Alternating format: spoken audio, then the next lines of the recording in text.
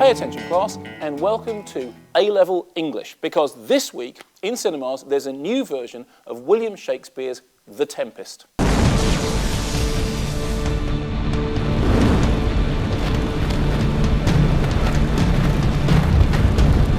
have bedimmed the noontide sun, called forth the mutinous wind.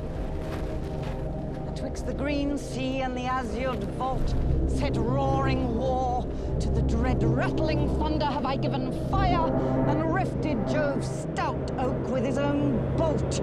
The Tempest is one of Shakespeare's plays that goes down really well with teenagers, like Romeo and Juliet. Why? Well, because it's a fantasy, it's an adventure, it's got action and romance, but also because it's the kind of text that filmmakers keep finding new ways to make young and hip and alternative. So, for example, the new version. It's directed by Julie Taymor, who at the moment is most famous for staging Spider-Man Turn Off the Dark, which, as you surely know, has opened to mixed reviews and broken limbs. It stars, centrally, Helen Mirren, not as Prospero, but as Prospera.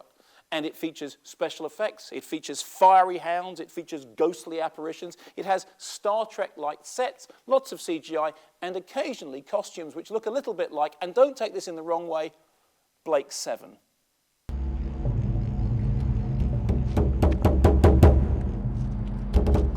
As wicked dew as air, my mother, brushed with raven's feather from unwholesome fan, drop on you both. Southwest blow on ye and blister you all over. For this, be sure tonight thou shalt have cramps.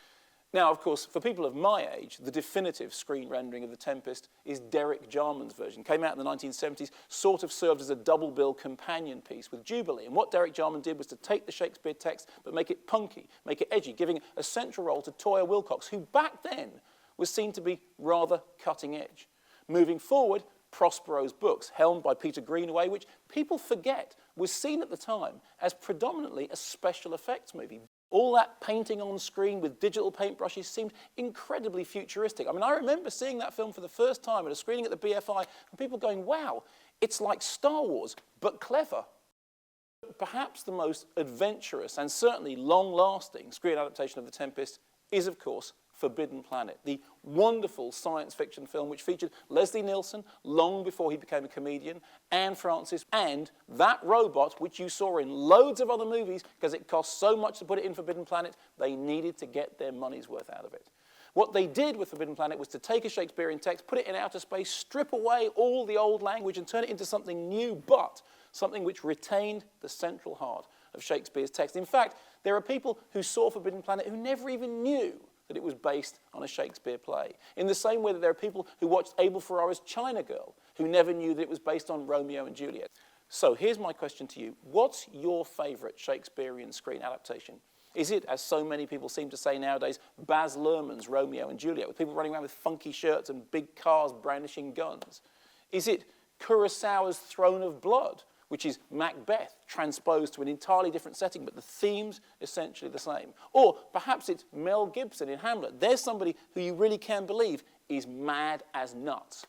Or is it Forbidden Planet, a Shakespearean adaptation which, frankly, Shakespeare himself may not recognize? Let me know.